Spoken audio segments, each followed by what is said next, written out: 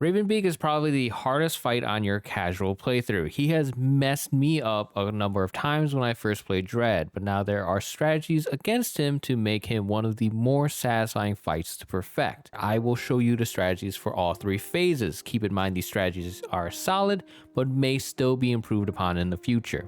If you're interested in speedrunning Metroid Dread, be sure to join a Discord in the description and check out my other videos for more information tutorials. Raven Beak has 3 phases. Phase 1 is where he's on the ground and has a shield you need to deal with. Phase 2 is when he is in the air. Phase 3 is when he has neither of those and really starts to do some dangerous things. In phase 1, the shield he has indicated by the shimmer around him has a certain amount of health before it goes gold. Gold means he is invulnerable and wastes time as he only takes damage in his counter cinematics, so you will have to wait for him to melee you for a parry. You need at least 1 parry cinematic to phase him. However, it requires quite a fast mashing speed, at least 15 Hz for straight mashing, 12 Hz for a method I will describe soon. The most consistent strategy is a 2 parry method. You need to do 9 missiles worth of damage to his shield to manipulate him to do his non-cinematic parry. You can also incorporate cross bombs if you want. Cross bombs are faster as they stack in phase 1. Each bomb in the cross bomb does as much as 1 missile. 4 directions, 3 bombs each,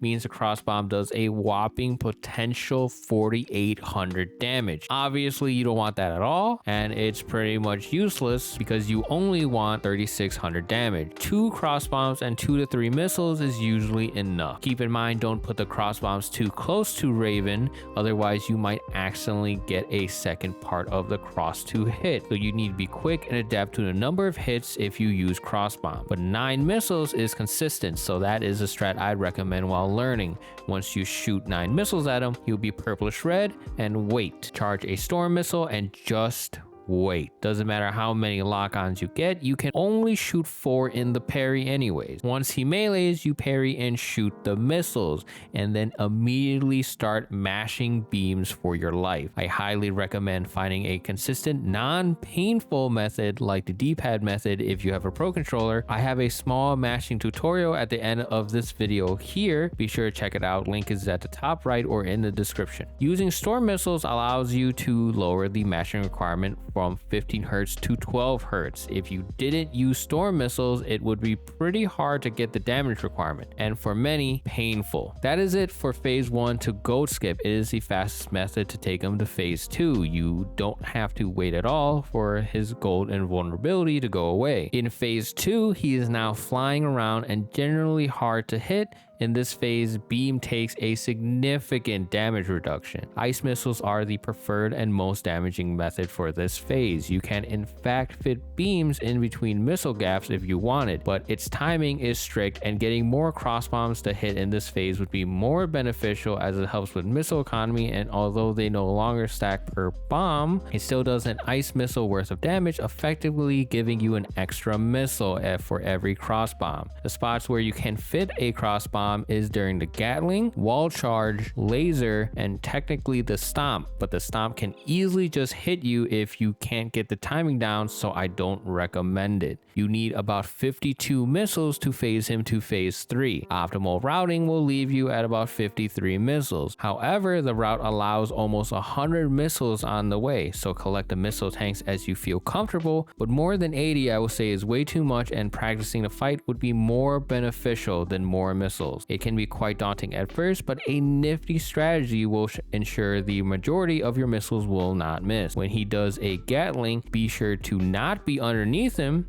I like to fit a cross bomb underneath them before I move to the left or right and do a lunging melee into an aim away from Raven Beak. Doing this lowers your profile while he aims at your standing position hurt box that isn't there anymore, effectively giving you time to barrage him with missiles, trading just a little bit of health. As long as you're not directly underneath him, the angle is generous and method is easy, so get this muscle memory down. Once he phases to phase 3, he'll be on the ground again. He starts doing moves like the sun, shine sparks, and more big lasers, making him especially dangerous in this phase. If he does a sun, power bomb it. It gives you resources and health. If you are especially confident, you can ignore the sun and keep attacking him. Beams take an even more significant damage reduction. In phase 3, each triple beam does a whopping 48 total damage compared to the 400 damage ice missiles are doing. Do not use beams if you have missiles, even during the counters. By the way,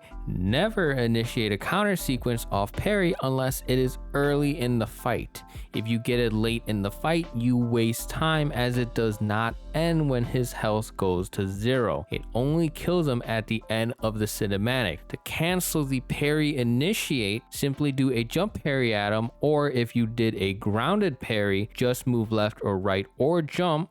It will cancel the aim. One particular strategy that is very essential to killing him fast is the void cross method. You do cross bomb, 2 missiles, cross bomb, and repeat. The timing is lenient and does the most effective damage. Try to be doing this as often as constant as possible. Be careful not to charge power bomb while on a cross bomb. It will launch you up. I have a problem with it, funny enough, where I lost runs to it for being stupid. So try to be moving as you power bomb, then continue the void cross. Eventually he will die and you will have completed the fight as fast as you can. Practice makes perfect, and don't hurt yourself mashing. I know going fast is wanted, but hurting yourself in the long run is not. I hope this helped you. If you enjoyed the video, be sure to like and subscribe. It really helps the channel grow. Check out my Twitch streams. I will have a consistent schedule for streaming soon, I believe. And as always, thanks for watching.